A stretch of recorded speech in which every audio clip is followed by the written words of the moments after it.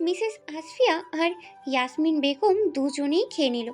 এরপরে তাদের দুপুরের খাবারেরও আয়োজন করতে হবে। ইব্রাহিম সাহেব বাগানে হালকা রোদের মধ্যে চেয়ার নিয়ে বসল, হাতে তার পত্রিকা। মিস্টার আফতাব অফিস চলে গেলেন।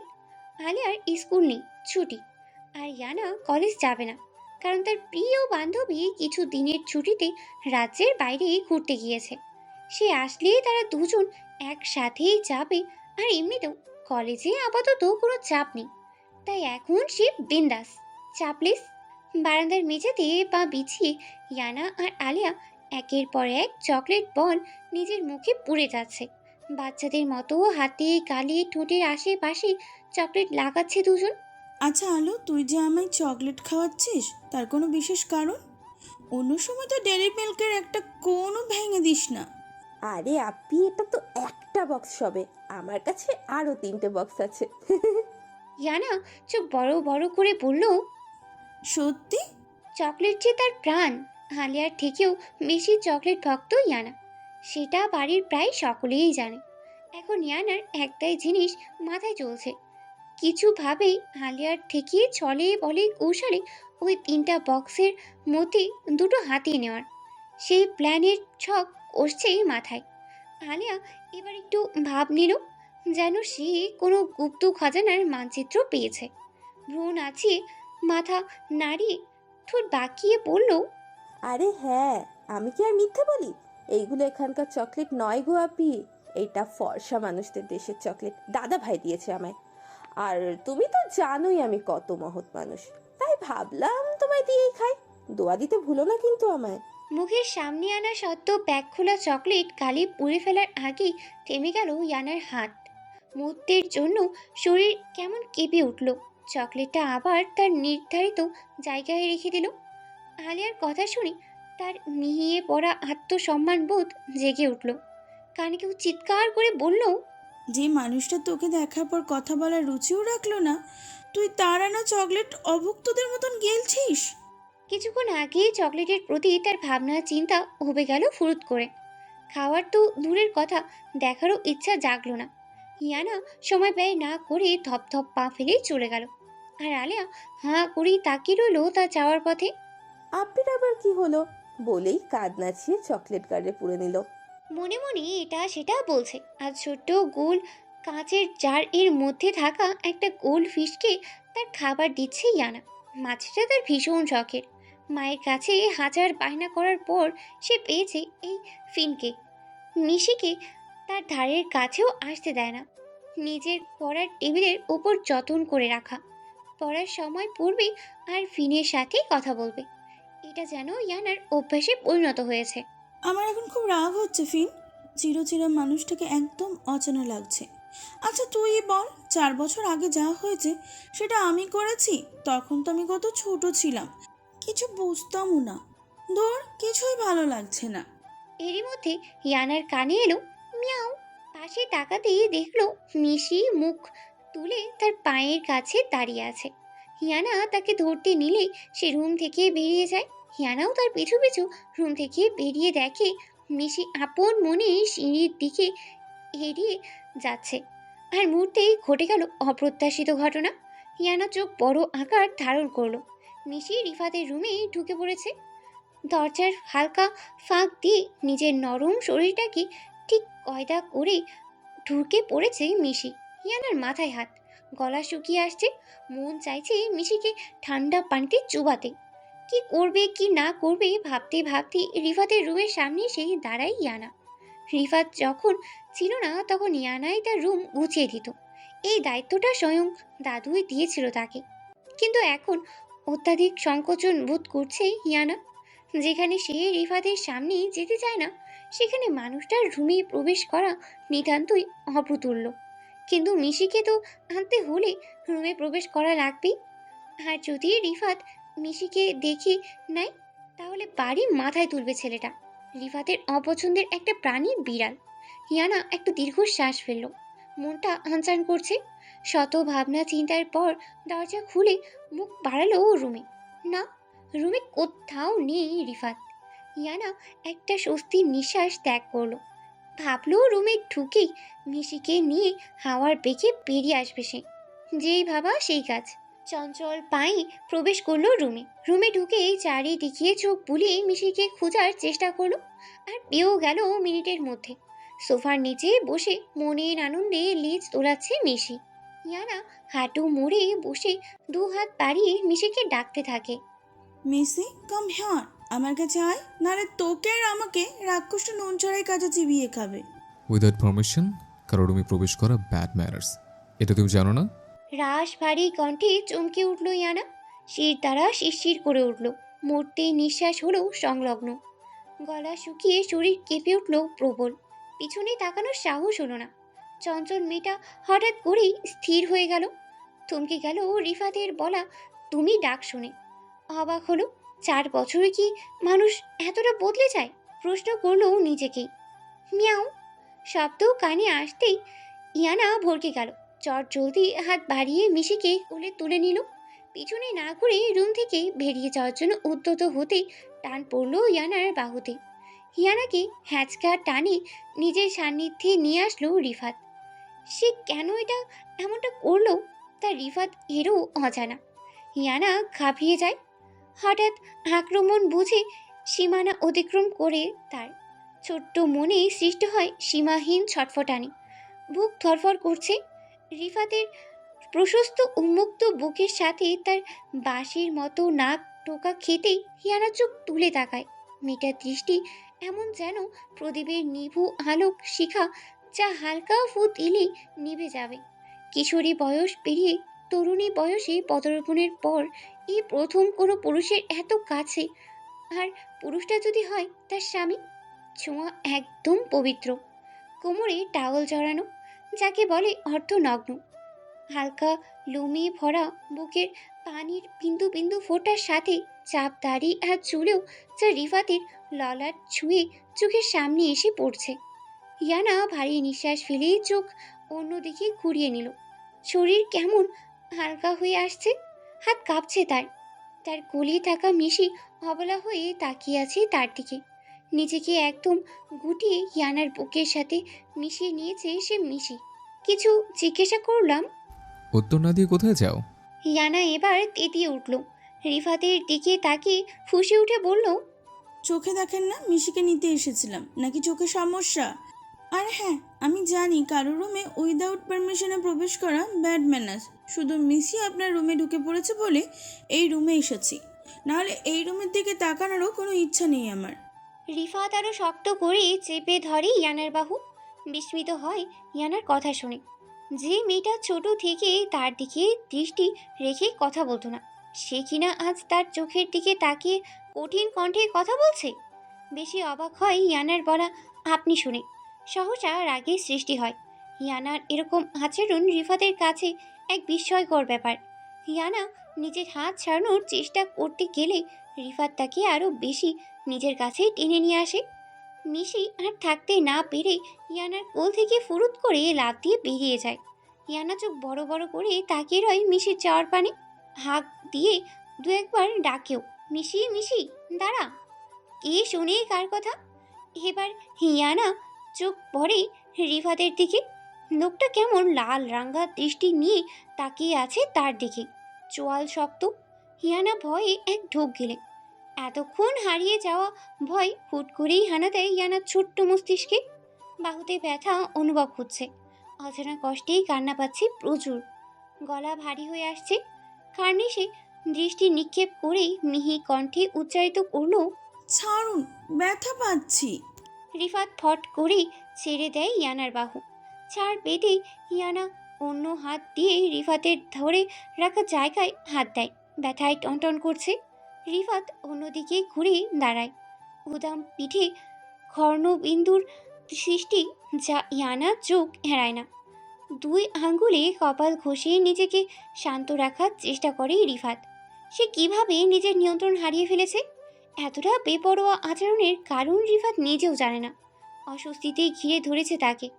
গভীর দুটো নিঃশ্বাস ছেড়ে বরাবরের মতো গম্ভীর গলায় বলেই, বেরিয়ে যাও, আর এরপরে ওই বিড়ালকে আমার রুমে দেখলে তার শাস্তি তুমি পাবে। হিয়ানার দিকে না তাকিয়ে কথাগুলো বলল রিফাত। রিফাতের বলা কথাগুলো ইয়ানার আত্মসম্মানে ধাক্কা দিল। মুহূর্তেই অতিক্রম করলো না, প্রস্থান করলো রিফাতের রুম থেকে। প্রতিজ্ঞা করলো ভূমিকম্প হোক কিংবা ঘূর্ণিঝড়, ঝড় আসুক কিংবা তুফান, এই মানুষটার রুমে সে দ্বিতীয়বার প্রবেশ করবেই না। কিন্তু আদৌ তা কি সম্ভব? প্রকৃতি যে তাদের জন্য অন্য কিছুই লিখে রেখেছে। হাতে ঘড়ি পড়তে পড়তে সিঁড়ি বেয়ে নেমে আসছে রিফাত, হয়তো কোথাও যাচ্ছে। ড্রয়িং রুম পেরিয়ে মেইন ডোরের সামনে যেতে নিলে কানে আসে মিসেস আসফিয়ার মোলায়েম কণ্ঠ। কোথায় যাচ্ছ বাবা? রিফাত পিছনে ঘুরে হালকা গলা কেশে বলল, জি, একটু কাজ আছে, ফিরতে রাত হবে। আসফিয়া মৃদু হেসে বলেই, আচ্ছা সাবধানে যাও। গাড়ির চাবি আছে তোমার কাছে? হ্যাঁ, আব্বু দিয়ে গেছেন। ছোট্ট কথা বলে রিফাত আর দাঁড়ালো না, লম্বা লম্বা পা ফেলে চলে গেল সে। মিসেস আসফিয়া রিফাতের যাওয়ার দিকে তাকিয়ে মিকি হাসি দিয়ে ছোট্ট নিঃশ্বাস ছাড়ল। সময় জলের প্রবাহ ধারার ন্যায় ভেয়ে যাচ্ছে। রিফাতের বয়স যখন ৮, তখন সে বিয়ে করে এসেছিল এই সংসারে। সদ্য আগত আসফিয়াকে মিস্টার আফতাব এর মা সবার সাথেই পরিচয় করিয়ে দেওয়ার পর রিফাতকে নিয়ে আসে। তাকে আসফিয়ার পাশে বসিয়ে দিয়ে তিনি বলেছিলেন, তোমার থেকে আমরা কিছুই লুকাইনি। তুমি সব জেনেই আমার বড় ছেলের হাত ধরেছ। পেটে ধারণ না করলেও এটা তোমার প্রথম সন্তান, তোমার বড় ছেলে রিফাত। আপন মার থেকেও বেশি আগলে রাখতে হবে রিফাতকে। তোমার বর, শ্বশুর আর আমার কলিজার টুকরো, তাই কোনো ধরনের কমতি আমরা বরদাস্ত করব না। তা বলে তুমি বাচ্চা নিতে পারবে না সেটা কিন্তু নয়, অবশ্যই নিতে পারবে, কিন্তু এক চোখে নুন আর এক চোখে তেল সেটা করো না। রিফাতের দাদি কথাগুলো বলেই উঠে চলে যায়, কিন্তু রেখে যায় এক বিশাল দায়িত্ব, আকাঙ্ক্ষা। সদ্য বিবাহিত 21 বয়সী আসফিয়া যেন একসাথে দুইটা সম্পর্কে মিশ্রিত হয়ে গিয়েছিল। যে দুটো সম্পর্ক ছিল অত্যন্ত মূল্যবান, সূক্ষ্ম, যা শুধু যত্নের সাথেই টিকিয়ে রাখা সম্ভব। সত্যি সে তো সব জেনেই মিস্টার আফতাবের হাত ধরেছিল। তার সুন্দর আচরণ, কথা আর অমায়িক ব্যবহারে মোহিত হয়েছিল আসফিয়ার হৃদয়। তাই হয়তো এক ছেলের বাবা জেনেও সম্মতি জানিয়েছিল এই বন্ধনে আবদ্ধ হওয়ার। আফিয়া পাশে তাকালো, দেখলো এক শুভ্র রাঙা মায়াবী চেহারা ছেলেকে, যে টুকুর টুকুর নয়নে তাকেই দেখে চলেছিল। হয়তো ভাবছিল এই নতুন মানুষটি কে। হাসফিয়া মৃদু হেসে তার মুখে হাত বুলিয়ে দিল। মনটা প্রবল আশারে ঢেকে গেল। কান্না পেল এটা ভেবে যে এই ছেলে তার এই টুকুন বয়সে মা হারিয়েছে, আর অন্যদিকে আনন্দের অনুভূতি যে এই ছেলের মা হওয়ার সৌভাগ্য অর্জন করেছে সে। রিফাতকে দেখেই তার মাতৃত্ব জেগে উঠেছে। এই ছেলেকে ভালো না বেসে সে থাকবে কি করে? যে একবার রিফাতকে দেখবে সে তাকে আদর করতে বাধ্য। আর আসফিয়া তো এই সংসারে, এই বাড়িতেই থাকবে, সে কি করে এই বাচ্চাকে দূরে সরিয়ে রাখবে? সে তো আগলিয়েই নেবে রিফাতকে নিজের বুকের ভেতর, মাতৃ ভালোবাসা উজাড় করে দেবে। আসফিয়া রিফাতকে নিজের সামনে দাঁড় করিয়ে তার দুটো হাত নিজের হাতের মুঠোয় নিয়ে মৃদু হেসে বলে, তুমি জানো আমি কে? রিফাতের মনের প্রশ্ন আসফিয়ার মুখে শুনে বিচলিত হয়ে ডানে বামে মাথা নাড়াতেই আসফিয়া বিস্তার হেসে বলে, আমি তো তোমার মা। কথাটি কর্ণঘাত হতে রিফাত ভ্রু কুঁচকে ফেলল। আসফিয়ার হাতের মুঠো থেকে নিজের হাত ছাড়িয়ে খুবই অল্প স্বরে বলল, আমার মা তো তারাদের দেশে চলে গেছে। আমি আব্বু বলেছে তুমি আমার মা না। এক দৌড়ে বেরিয়ে গেল রিফাত রুম থেকে। আসফিয়ার সর্বাঙ্গ কেঁপে উঠল, চোখ থেকে গড়িয়ে পড়ল বাড়িকণা, বুকটা ভারী হয়ে গেল। বাচ্চা ছেলেটির 2-4টা কথায় আসফিয়ার যেন উড়ন্ত ধুলোয় ন্যায় আছড়ে পড়ল দূর কোথাও। সেদিন থেকেই শুরু হলো রিফাত আর আসফিয়ার মধ্যকার দূরত্ব। আসফিয়া যতই দূরত্ব কমিয়ে এনে রিফাতকে আগলে নিতে চাইতো, রিফাত যেন ততই দূরত্বের মাত্রা বাড়িয়ে নিত। কথাও বলতো কম, বলতো না বললেই চলে। অত্যাধিক বেশি প্রয়োজন পড়লে আসফিয়াকে আন্টি বলেই সম্বোধন করত। মিস্টার আফতাব এই বিষয়ে রিফাতকে বোঝাতে গেলেও তার কথা কর্ণ ব্যতীত হৃদয়ে আঘাত করেনি কখনো। ওই যে তার ওপর চাপিয়ে দেওয়া কোনো সিদ্ধান্ত সে কখনোই মেনে নেয়নি। কাঁধে কারোর হাতে স্পর্শ পেতেই চমকে উঠল মিসেস আসফিয়া।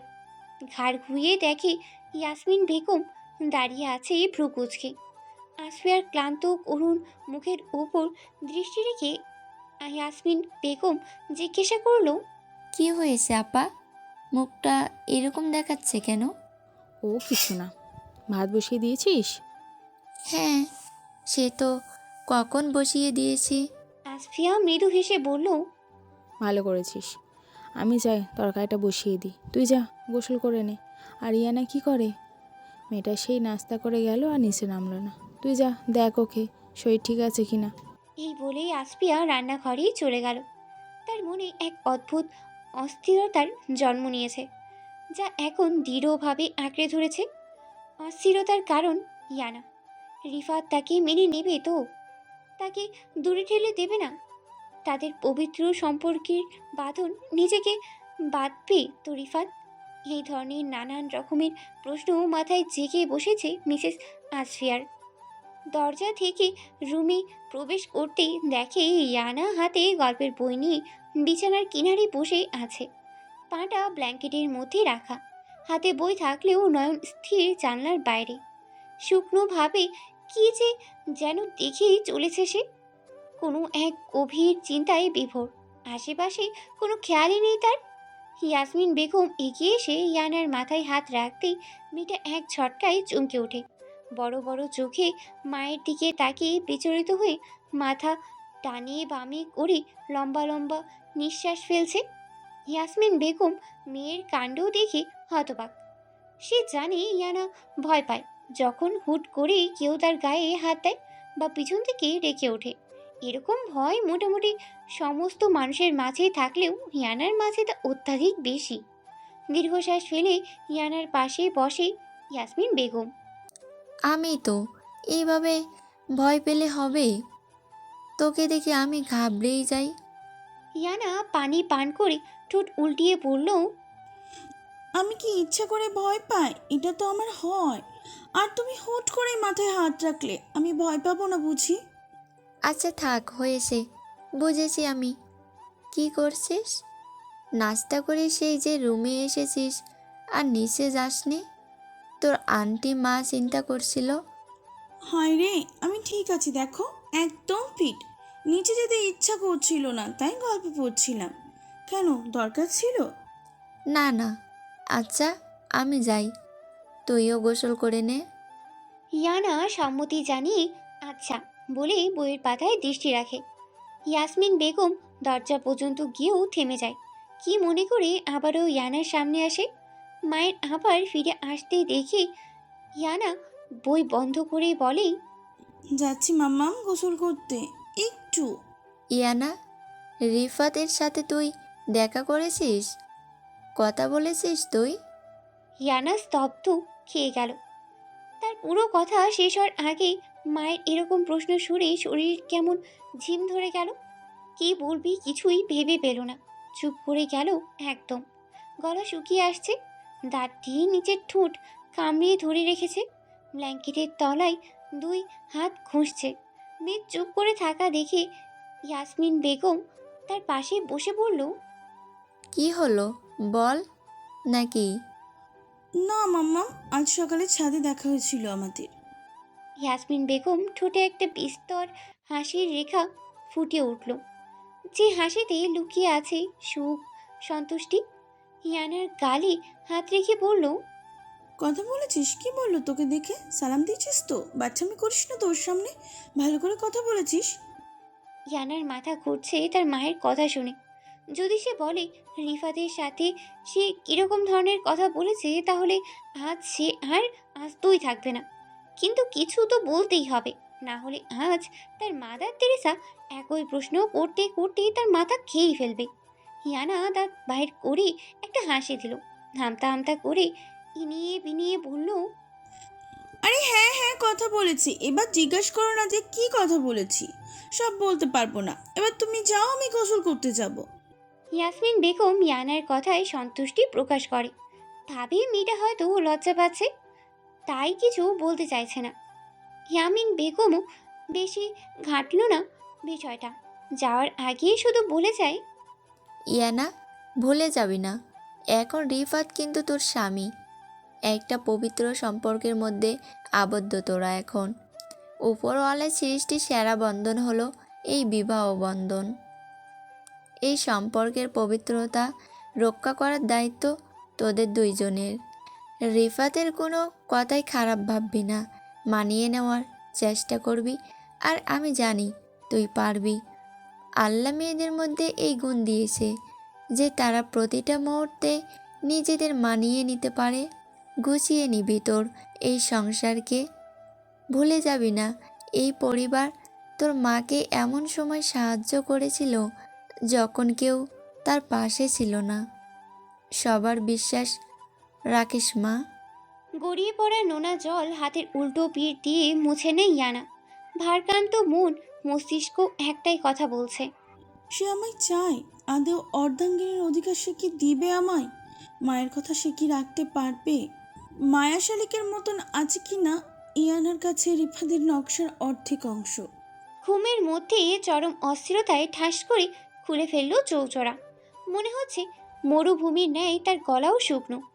ধীরে উঠে বসে টেবিল ল্যাম্প জ্বালিয়ে ঘুমো ঘুমো চোখে কাঁচের জগ থেকে পানি গ্লাসে ঢালতে গিয়ে দেখলো জগ পানিহীনা, শুকনো তার গলার মতো, মরিচিকার মতো। জগটা ইয়ানাকে ধোকা দেওয়াতে এক বুক বিরক্তি প্রকাশ করলো। এদিকে পানি খেতেই হবে, না হলে আজ ইয়ানা শেষ। এদিকে ভয়ও লাগছে বাইরে যেতে, কিন্তু সে আজ নিজেকে সাহসী ভূমিকায় নিপুণ করবে। ওড়না এক কাঁধের উপর ঝুলিয়ে খালি জগ হাতে নিয়ে পা টিপে রুম থেকে বেরিয়ে এলো। চারিদিকে মৃদু আলোক রশ্মি থাকায় খুব একটা ভয় হলো না তার। সিঁড়ি বেয়ে নিচে নেমে এলো। রান্নাঘরের আলো জ্বালাতেই সব ভয় কেটে গেল। ডিসপেন্সার থেকে পানি ভরে এক গ্লাস পানি নিজেও সপাট করে ফেলল। প্রাণ ফিরে পেল ইয়ানা।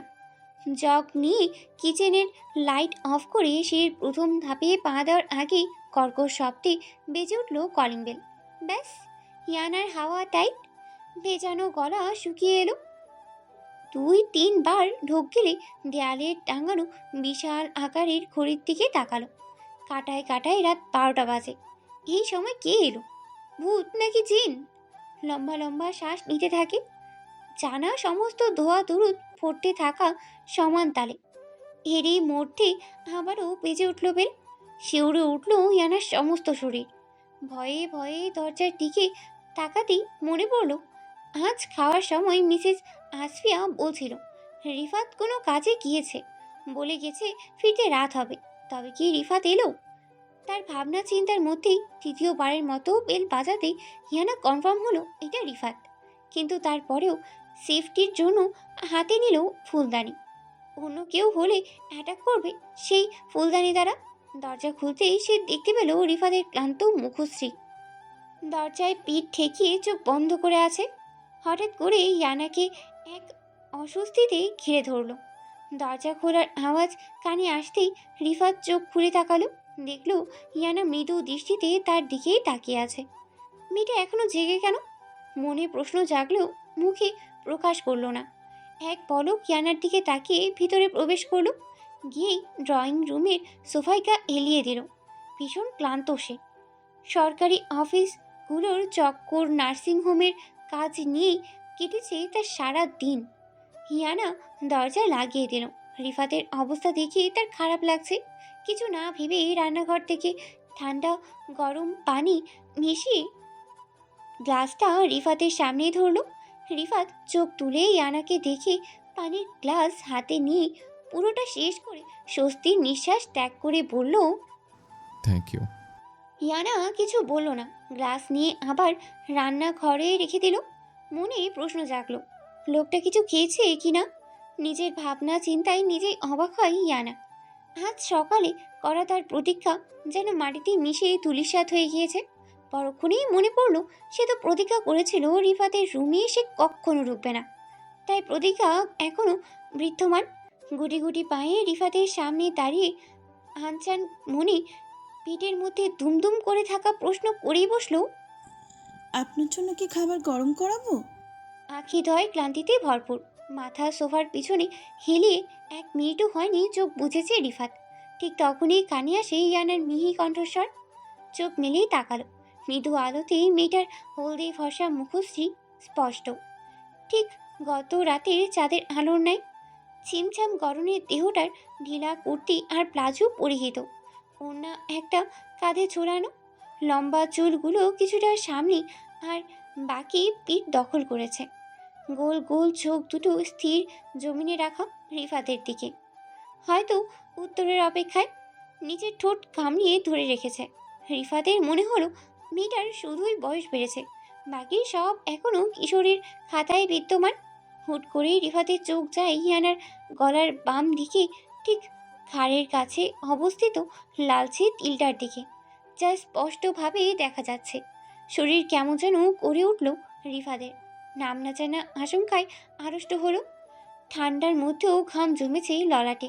ছোট থেকেই তো ইয়ানার এই লালচে তিল দেখে আসছে, তাহলে আজ এরকম অদ্ভুত অনুভূতির কারণ কি?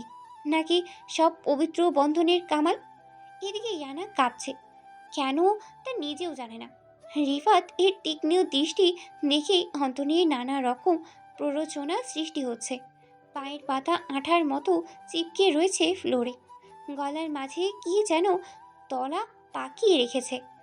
রিফাত উঠে এলো সোজা সোফা থেকে, হুট করে ইয়ানার সামনে দাঁড়িয়ে তার এক কাঁধের ওড়না দিয়ে মুড়িয়ে দিল ইয়ানাকে।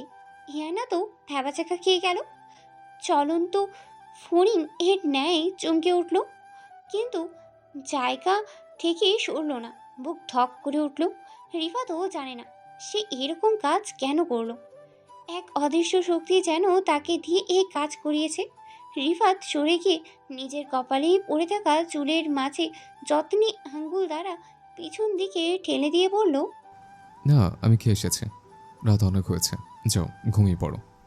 চলে যেতে নিলে আবারও ঘুরে ইয়ানার উদ্দেশ্যে বলে, এরপর কাউকে মারার প্ল্যান করলে লাঠি বা অন্য কিছু হাতে নেবে। ওই ফুলদানি তোমার তুলনায় একটু বেশি ভারী, পরে নিজেই ব্যথা পাবে। বলেই সিঁড়ি বেয়ে উঠে গেল রিফাত। আর ইয়ানা হাঁ করে তাকিয়ে রইল তার যাওয়ার পথে। একবার টেবিলে রাখা বড় ফুলদানির দিকে তাকিয়ে নিজের দিকে তাকালো। সত্যি ফুলদানিটা তোলার সময় তার অনেক বেগ পেতে হয়েছিল, হাতে ব্যথাও পেয়েছিল।